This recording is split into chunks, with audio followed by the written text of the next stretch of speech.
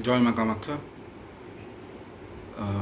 आज अमावस्या तिथि है और जैसे कि हम लोग जानते हैं अमावस्या तिथि में वैदिक क्रम में पितरों का तर्पण पूजा इत्यादि ये सब कर्मकांड किया जाता है। वैसे ही तंत्र मार्ग में अमावस्या तिथि में माँ काली का भी पूजा होता है, विशेषतर रात को होता है।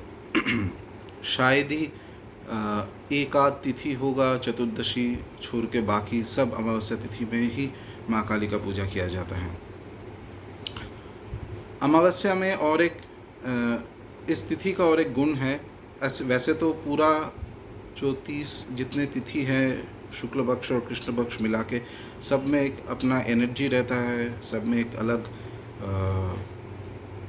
एक एक अलग सा उसमें एक वाइब्रेशन रहता है। मतलब जो साधक अपने आप को तैयार कर लेता है साधना करते हुए सालों साल, उसको पता चल जाता है कि हर तिथि में कुछ स्पेसिफिक अलग सा कुछ एनर्जी रहता है और उस एनर्जी के हिसाब से अगर आप कुछ कर्मकांड वगैरह या कुछ भी किया जाता है तो उसमें सक्सेस होने का चांसेस ज़्यादा हो जाता है।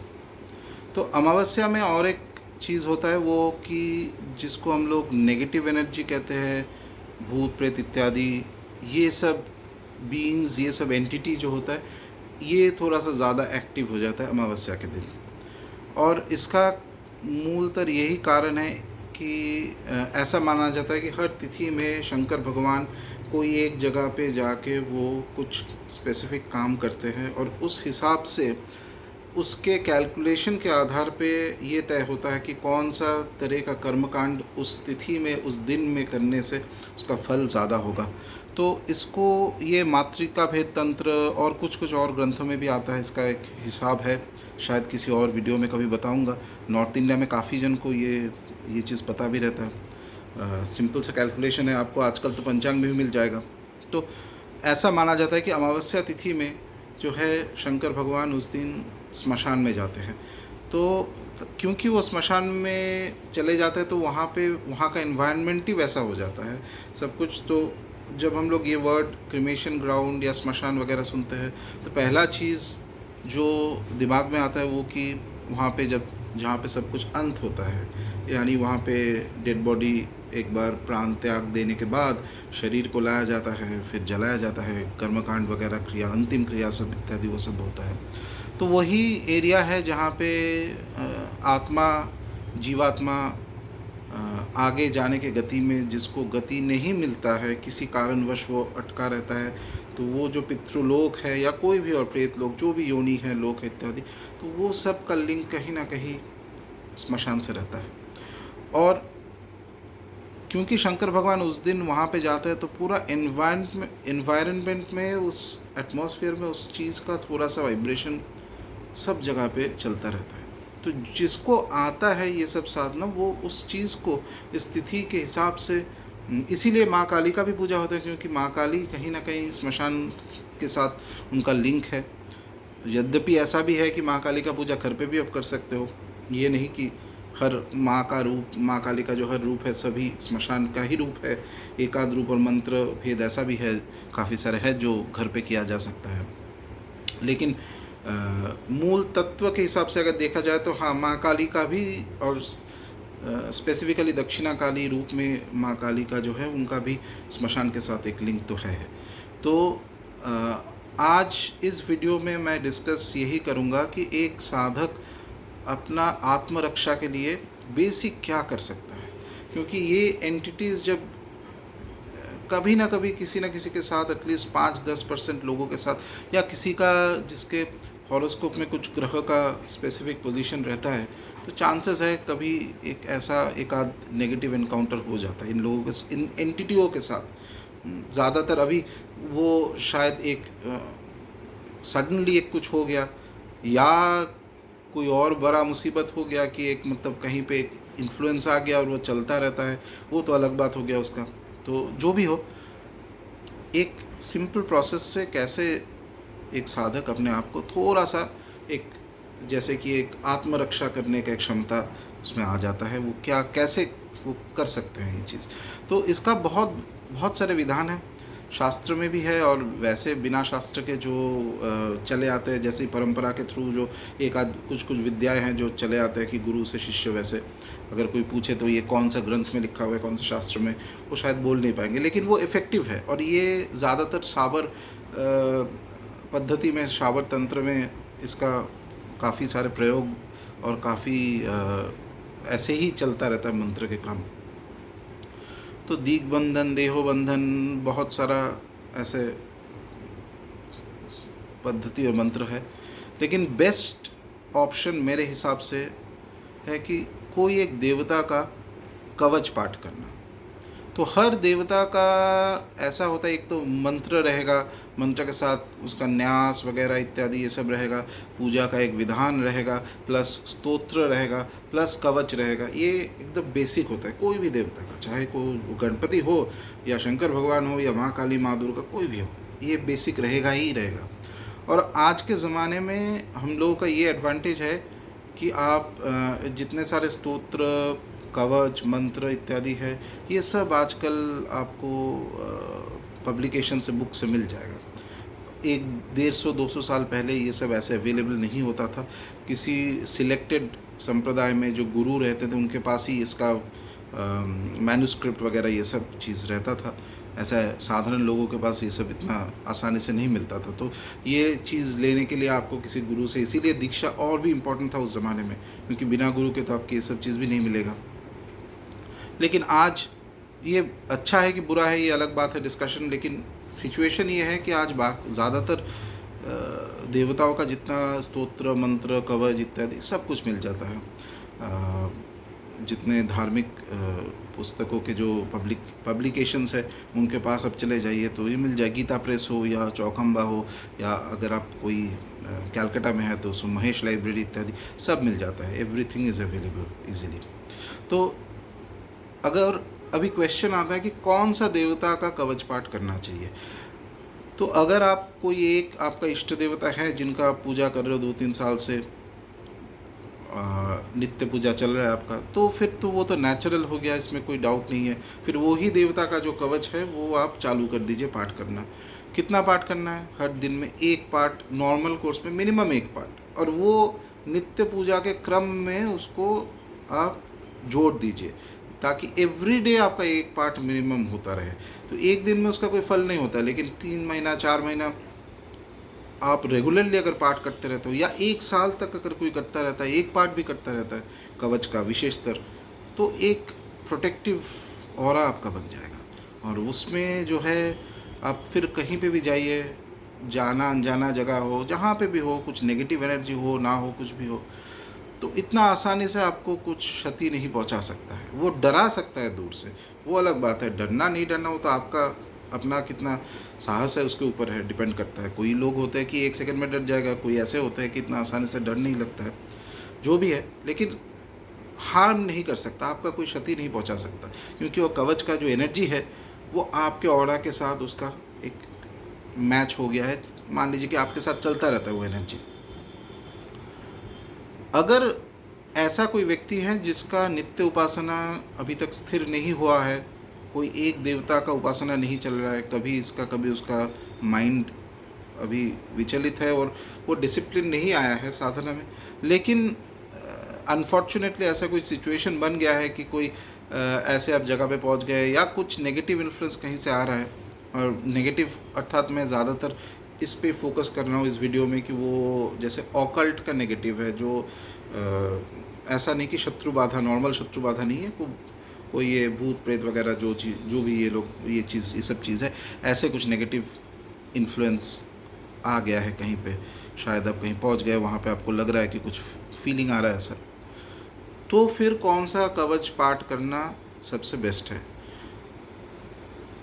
मेरे एक्सपीरियंस में मैं जितना अभी तक लोगों को करवाया हूँ साधना, उसमें से 3-4 देवताओं का कवच है जो सबसे फास्ट एक्टिंग है, काफ़ी जल्दी उसका रिज़ल्ट आता है और बहुत इफ़ेक्टिव भी है।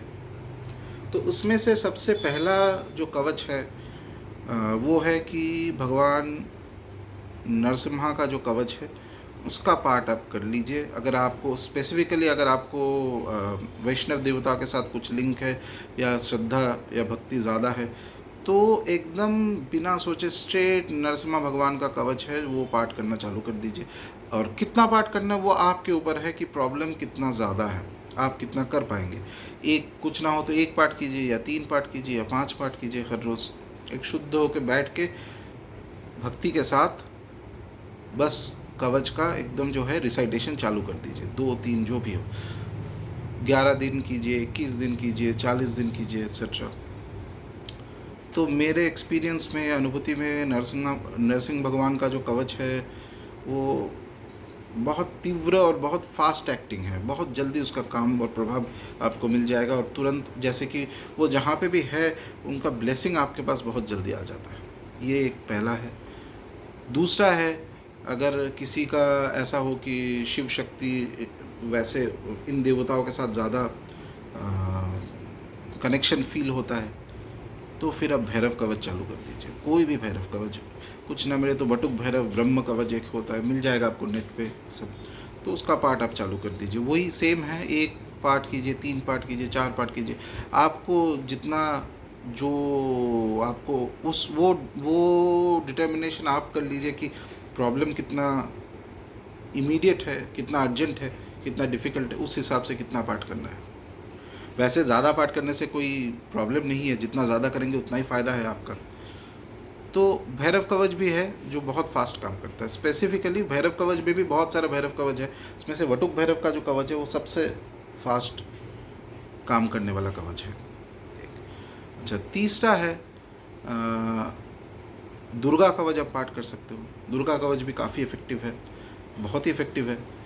थोड़ा सा टाइम ज़्यादा लगता है माँ दुर्गा का कवच को एक्टिवेट करने में। नरसिंह भगवान का कवच या वटुक भैरव का कवच से थोड़ा सा टाइम ज़्यादा लगता है। लेकिन अगर आपका कनेक्शन ऐसा फील होता है कि आपने माँ दुर्गा का कुछ नवरात्रि में कुछ पाठ वगैरह करते हो, या कुछ कुछ तो एक श्रद्धा भक्ति ज़्यादा है, तो आप दुर्गा कवच का पाठ कर सकते हो। काफ़ी स्ट्रॉन्ग प्रोटेक्टिव ऑरा और नेगेटिव जो आसपास में रहता है उसको भी रोक सकता है इस चीज़ को। तो ये 3 कवच विशेषतर सबसे पावरफुल और सबसे, मेरे हिसाब से सबसे इफ़ेक्टिव चीज़ है। लेकिन बेस्ट ऑप्शन ये है कि आप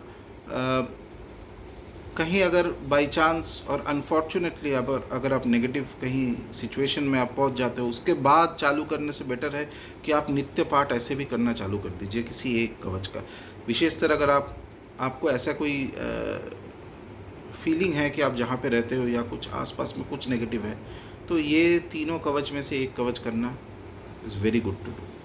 अच्छा, इसके अलावा एक क्वेश्चन जब भी मैं इस टॉपिक पे बात करता हूँ, कभी एक टिपिकल क्वेश्चन तो आ ही जाता है कि अगर हनुमान चालीसा पाठ किया जाए। हनुमान चालीसा भी काफ़ी इफ़ेक्टिव है, इसमें कोई संदेह नहीं है।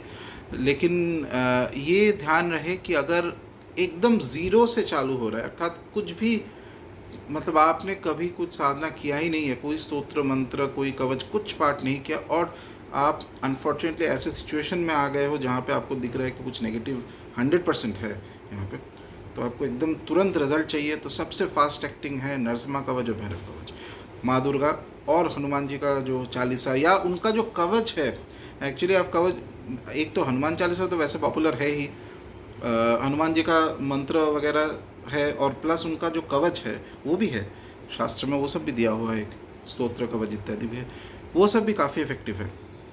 लेकिन सबसे ज़्यादा फास्टेस्ट एक्टिंग यही है। और नरसिंह भगवान का कवच और उसके बाद वटुक भैरव का कवच करेंगे, तो उसके साथ इन देवताओं के साथ और भी फोर्सेस, और भी शक्ति, और भी बीइंग्स, डिवाइन जो है दैव शक्ति और भी रहते हैं, वो सब भी अपना ब्लेसिंग्स जो है आपके ऊपर आ जाएगा, उस सब का भी ब्लेसिंग्स आ जाएगा। और नॉर्मली जो मैं देखा हूँ कि अगर छोटा मोटा कुछ, एक विद इन अ रेंज अगर कुछ नेगेटिव एंटिटी है, तो वो आपको उतना हार्म नहीं कर पाएगा अगर आप ये कवच पाठ नित्य करते रहते हो। और अगर इमीडिएट का नहीं है, फिर भी आप ये रेगुलर आपके नित्य पूजा के साथ इस चीज़ को इंटीग्रेट कर देते हो, इसको जोड़ देते हो, हर रोज़ करते रहते हो, तो एक तो फिर तो और भी अच्छा है। फिर धीरे-धीरे 2-3 महीने में आपका जो है एकदम मतलब ऑरा पूरा बदल जाएगा, एकदम पॉजिटिव में आ जाएगा। और एक स्ट्रेंथ आ जाएगा, अपने आप में एक शक्ति आ जाएगा, जिससे कि आप कहीं पे भी जाते हो एक कॉन्फिडेंस रहेगा कि आपका इतना आसानी से कोई कोई प्रॉब्लम नहीं कर सकता है। लेकिन यही है, कवच का एक्टिवेट करने का कोई मैजिक नहीं है, कोई कुछ बांध के दे दिया, इधर-उधर कुछ पहन लिया, वो भी ठीक है, वो सब अपनी जगह पे है। लेकिन सबसे इफ़ेक्टिव चीज़ यही है कि हर रोज़ आप स्तोत्र कवच का पाठ कीजिए, हर रोज़ पाठ कीजिए, जैसे एक साधना की तरह करना है कवच को। और कुछ कवच तो ऐसे भी होता है जिस पे लिखा रहता है कि उसको कितना बार पाठ करना चाहिए, भई 100 बार पाठ हो या 200 बार पाठ हो, इत्यादि पाठ हो, तो तब जाके उसको उसका पूरा एनर्जी जो है वो ओपन हो जाता है और आपका बेनिफिट में वो काम करने लग जाता है। अच्छा, एक और कैविएट मैं इसके साथ जोड़ देता हूँ, क्योंकि टॉपिक ऐसा है, कभी-कभार ऐसा भी होता है, 10-15% केसेस में ऐसा भी होता है कि जिनका शायद ग्रह में कुछ ऐसा प्रॉब्लम है या कुछ भी जो भी हो, और विशेषकर जिनके ऊपर अभिचार किया गया है, तो उसमें सिर्फ कवच पाठ करने से आप उससे उद्धार या हो नहीं पाएंगे, उससे पूरा ख़त्म नहीं कर पाएंगे। वो उसके लिए फिर तो वो एक स्पेशलाइजेशन है। उसके लिए आपको किसी ऐसे व्यक्ति जो आपके आसपास जिनको ये सब चीज़ आता है और जो जेन्युइन हो, ऑथेंटिक हो, वहाँ से आपको हेल्प लेना पड़ेगा। अकेला आप इस चीज़ को, अगर अभिचार सही में हुआ है, ऐसे बहुत सारे लोग हैं जिनको मन में भ्रम होता है कि ये अभिचार क्रिया हुआ है, वैसा नहीं है, उसका विचार करना पड़ता है। ऐसा भी हो सकता है कि सिंपल आपका ग्रह जो है वो कुछ नेगेटिव ग्रह का प्रभाव चल रहा है इसीलिए हुआ है, कोई अविचार वगैरह कुछ नहीं है, ये भी होता है। लेकिन अगर जेन्युइनली हुआ है और बहुत स्ट्रॉन्ग कुछ काम किया गया है किसी के ऊपर, तब सिर्फ कवच पाठ करने से या मंत्र जप करने से आप उससे इतना आसानी से आप उसको नेगेट नहीं कर पाएंगे। फिर भी कवच पाठ कीजिए, क्योंकि ये है कि एक थोड़ा सा स्ट्रेंथ तो आपका रहेगा, थोड़ा मतलब आपका फाइट करने का, आपका रेजिस्ट करने का, उस चीज़ को एक शक्ति मिलता रहेगा वो कवच पाठ से। लेकिन उसको पूरा कैंसिल अगर करना है, पूरा उसको ख़त्म करना है, फिर तो आपको किसी योग्य व्यक्ति से या गुरु से, किसी से हेल्प लेना पड़ेगा। अकेला स्पेशली जो नए साधक हैं उनके लिए ये चीज़ करना आसान नहीं है इतना। तो काफ़ी सारे फैक्टर्स रहते हैं, बट मोर और लेस 70-80% लोगों के लिए लाइफ में बाकी जितना इनकाउंटर होता है ये सब नेगेटिव, एक आध जो कभी कभार हो भी गया, तो अगर आप नित्य कवच पाठ करते रहते हैं तो एक it is very useful, very very very useful. एक आपका एकदम कॉन्फिडेंस रहेगा, आप कहीं पे भी जाइए। दूसरा और एक चीज़ एडवांटेज, ये तो एक पहला एडवांटेज हो गया। दूसरा एडवांटेज कवच का होता है कि डेली लाइफ में भी कहीं पे आप जा रहे हो, कहीं आपका ऐसा योग है जहाँ पे कुछ एक्सीडेंट होने वाला है या कुछ होने वाला है सपोज़, तो ये नित्य कवच पाठ अगर करते रहते हो देवता का, और 1-2 दिन का बात नहीं है, जैसे मैं पहले बताया, महीनों तक, सालों तक करना है, तब जाके इसमें पावर आ जाता है। ये भी एक साधना ही है। तो अगर कुछ नेगेटिव होने वाला है, उसका इफ़ेक्ट को जो है वो एकदम कम कर देता है। हाँ, अगर आपको प्रोटेक्ट कर लिया तो है, अगर बहुत ज़्यादा तीव्र नेगेटिव आ रहा है और आपने जितना साधना किया है वो साधना का शक्ति उतना है नहीं कि उसको पूरा बाईपास कर पाए, तो जो है एक थोड़ा सा एक रिड्यूस्ड फॉर्मेट में आपके पास आएगा। जितना जितना पावर में वो आपके पास आ रहा था नेगेटिव चीज़, उसका शक्ति भी कम होते हुए एक 1/10 पावर में कुछ आएगा, और थोड़ा सा इंजुरी वगैरह जो भी है होगा, लेकिन वो इतना ज़्यादा नहीं जितना होने वाला था। ये है कवच का काम। और कवच एकदम अत्यंत ज़रूरी होता है एक बार साधना थोड़ा सा चालू कर देने के बाद। इसका ये भी कारण है कि एक बार साधक थोड़ा सा ऊपर स्टेज में पहुंचना चालू कर देता है, थोड़ा सा अनुभूति होना लगता है मंत्र का, देवता का, तो ऐसे बहुत सारे एंटिटीज़ होते हैं जिनका काम कुछ नहीं है, बस जो साधक है उसको अपोज करो, उसको जाके कुछ ना कुछ प्रॉब्लम करो ताकि उसका जो शक्ति है थोड़ा सा नीचे आ जाए। उनका, उस एंटिटी का, उस वो सब बीइंग्स का धर्म यही होता है, इसीलिए बनाया गया है यूनिवर्स में, यही उनका काम है। जहाँ पे भी साधना एक स्टेज के ऊपर चले जाता है तो वो लोग आएंगे, कभी थोड़ा बहुत इधर उधर आपका थोड़ा सा, जैसे कि कुछ आसपास किसी लोग से, किसी के साथ और आते हैं, मतलब किसी को इन्फ्लुएंस करके आते हैं। बहुत आसान है ये चीज़। आप मान लीजिए कुछ साधना कर रहे हैं, घर में सडनली कुछ झगड़ा लग गया या कुछ और हो गया, बिजनेस में कुछ लॉस हो गया, एकदम अचानक से कर देगा ताकि आपका माइंड डाइवर्ट हो जाए। और माइंड डाइवर्ट हो गया मतलब कि जितना आपका कंसंट्रेशन था वो कम हो गया और आपका शक्ति जो है वो भी थोड़ा सा लॉस हो गया। यही है कम। तो ये सब चीज़ को स्पेसिफिकली स्टॉप करने के लिए, नहीं तो इसको, इसका पावर जो है इसको रिड्यूस करने के लिए कवच का पाठ करना एकदम अत्यंत ज़रूरी होता है। और विशेषतर कोई अगर ये 3 देवताओं का जो कवच है, नरसिंह भगवान का कवच, भैरव कवच, वटुक भैरव कवच विशेषतर, और माँ दुर्गा का कवच, अगर कोई हर रोज़ एक बार एटलीस्ट पाठ करता रहता है और सालों साल तक करता रहता है, तो बहुत स्ट्रॉन्ग एक ऑरा बन जाता है, बहुत स्ट्रॉन्ग ऑरा जो बन जाता है। एक कॉन्फिडेंस और करेज ऐसा रहता है कि वो ऐसा नहीं बोल रहा हूँ कि आप कोई नेगेटिव सिचुएशन में पहुँच के उसको नेगेटिव को टर्न करके पॉजिटिव कर देंगे, नहीं, उसके लिए तो अलग विद्या है, अलग चीज़ सीखना पड़ता है। जिसको आता है वो, जिसके किस्मत में है वो सीखेगा, जिसका नहीं है वो नहीं है। लेकिन एटलीस्ट इतना है कि आपको कोई हार्म नहीं पहुंचा पाएगा इतना आसानी से। कोई कोशिश भी करेगा तो कभी कभार वो चीज़ घूम के उसके ऊपर वापस चला जाएगा। और जो नेगेटिव एंटिटीज़ होते हैं उन लोगों को तो पता ही चल जाता है कि ये कौन सा कवच कर रहा है, कौन सा देवता का एनर्जी आपके साथ चल रहा है, तो वो आपको डिस्टर्ब नहीं करेंगे। दूर से डरा सकता है लेकिन क्षति नहीं पहुंचाएगा, क्योंकि फिर क्या हो जाता है, वो देवता का एनर्जी रहता है तो वो डर जाते हैं, वो भी डर जाते हैं। डर तो सबको लगता है।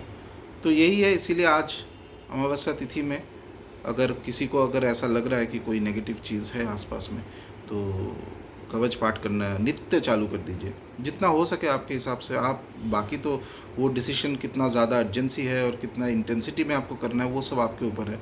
लेकिन मोर और लेस ये 3 चीज़ नॉर्मली कभी फेल नहीं करता। कोई अगर 40 दिन कंटिन्यू कवच पाठ करता रहता है ये तीनों से कोई भी एक देवता का, तो definite you will get protection. आज इतना ही। जय भगवान।